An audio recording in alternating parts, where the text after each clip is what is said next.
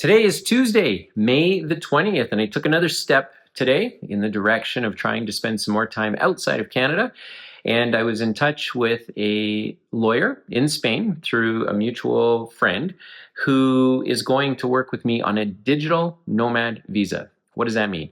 That means when our family leaves Canada on September the 2nd and we go over to Spain and our visitor visa runs out on December 2nd, that we would be able to stay there longer and continue to work remote like I do now and have done for the last couple of years.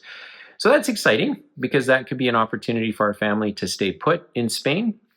It sounds like over the course of the weekend and late last week, some things arose with this Montessori preschool that we've been supporting and that we really want to get involved with. And so on this trip, when we go over, Lisa and I might, and the girls might be able to help do a little bit more with this school. And if we were able to secure that digital nomad visa, that would be, awesome. It would be super awesome because that means we can come and go. We wouldn't necessarily just have to stay there. And we've talked over the last couple of years about maybe trying to purchase a residence in Spain or something like that. And while we're not in a position to do that today, we're hoping that over the course of the next year or two, we will be able to do that. So it's very exciting. Stay tuned. Over the course of this week, I'm going to be sending over a bunch of paperwork and seeing how far I can get down the road of getting a digital visa for Spain. And in other news, this morning I was at the shop bright and early because in our planning of helping to remove me from needing to be in the business and instead just being a resource for our team because of the length of time I think I'm going to be gone. I sat down with someone that we put in a position, a second person that I had put into a position or I had allowed to move into a position. In fact, sort of encouraged the individual to get into the position before we had really defined how people would move into that position in the future. And so as part of our project management system that I built, one of the great things about building your own software is that you can add pieces to it that really work well for your business. And for us, we added a component, a module, if you will, called a career path. And it is a list of skills and tasks highly unique to what we do. And a project manager is able to review those lists with anyone on our team who's looking to advance. And once two project managers have approved everything on those lists, that individual is eligible for a pay increase. They're eligible for some additional responsibility, and they have a crack at getting up to becoming a project manager. So it's sort of you get in at the ground, you work your way up, and our project management team can help direct you.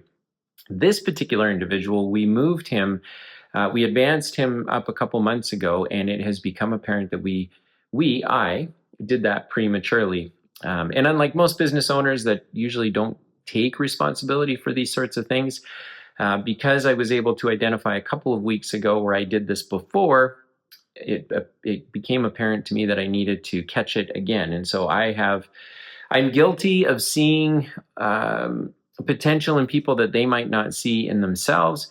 And then I look to work a little harder than they do to get them to where I think they need to be. The big piece that I always forget is that someone has to want to get there on their own. So notwithstanding, I'd like to serve them. Notwithstanding, we'd like to come around them as a team and help them get to where they want to be. Sometimes people just aren't in a position to do something with that. And it turns out that this particular individual right now, he's probably got like 85% of our predefined training and lists and skills and tasks under his belt, but that last 15% is really critical. And so I moved him ahead before we had this module in our system, or before we had this particular checklist available.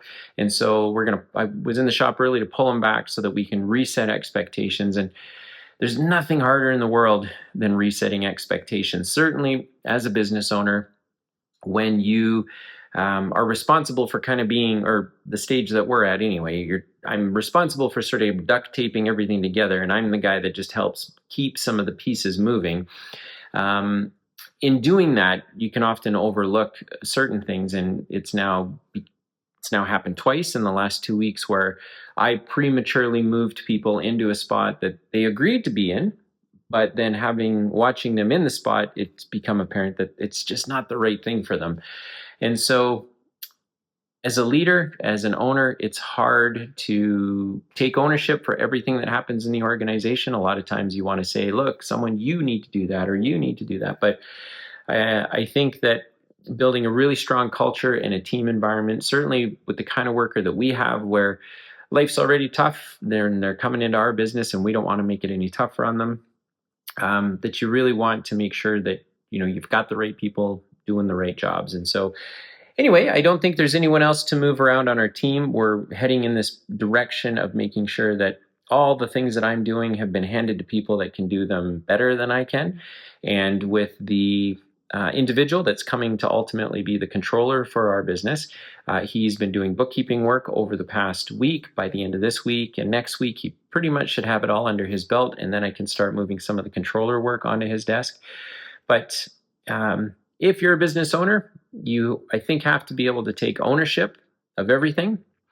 When you take ownership of everything, what I've seen happen in our culture, in our company culture, is that people that I'm responsible for start doing the same thing. So our project managers start taking ownership over everything. Our site supervisors take ownership over everything, and it helps because then no one's concerned, no one's pointing a finger, no one feels bad when there's been an accident or something has happened that no one could foresee happening. And I just think that it goes hand in hand with being a servant. I'm entrusted with this particular business. I'm entrusted with leading our team really, really well. And so far, we've been able to find favor in the marketplace. Our guys have been able to get paid really well for what they do. And we have the wind at our back because the market also has a lot of work. So it's helpful that we've got a good culture and a good company. But we really won't get stress tested until maybe the inevitable happens in Canada, where things just continue to get tougher thanks to some of our government policies.